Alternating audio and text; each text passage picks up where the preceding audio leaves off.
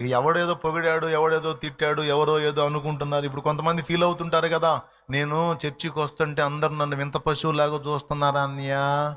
అట్లయితే మానుకో అక్కయ్య, మానుకో. మైండ్ పోయిన వాళ్ళు ఎన్నో రకాలుగా చూస్తారు, వాళ్ళకి మైండ్ పని చేయట్లే. వాళ్ళతో నీకెందుకు? నీకు పని చేసింది కదా, నిజం నీకు అర్థమైందిగా. ఇంకెవడేమనుకుంటే నీకెందుకు? నువ్వు ముందు అడిగాయి. ఇప్పుడు వెరితనంగా నిన్ను చూసేవాళ్ళే వరస పెడతారు నీ వెంట.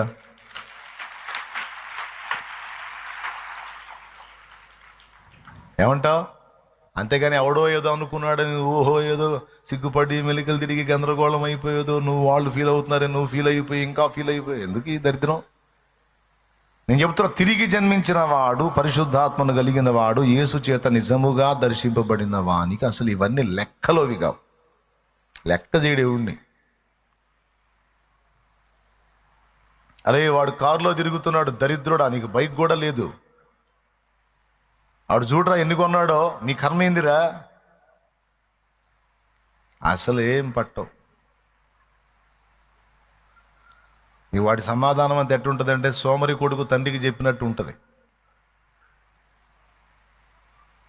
తండ్రి సంతోషంగా తెల్లవారుజామున 6 వచ్చి కొడుకు లేపురే, దరిద్రుడా లే లే, నేను ఎన్నో రోజుల నుంచి నీకు చెప్తా ఉన్నాను, పెందలాడు లేవాలరా, పెందలాడు లేస్తే ప్రయోజనం రా, పెందలాడు లేస్తే ప్రయోజనం రా అని. గధవా, ఎప్పుడు 6 దాటిన తర్వాత లెగుస్తావు.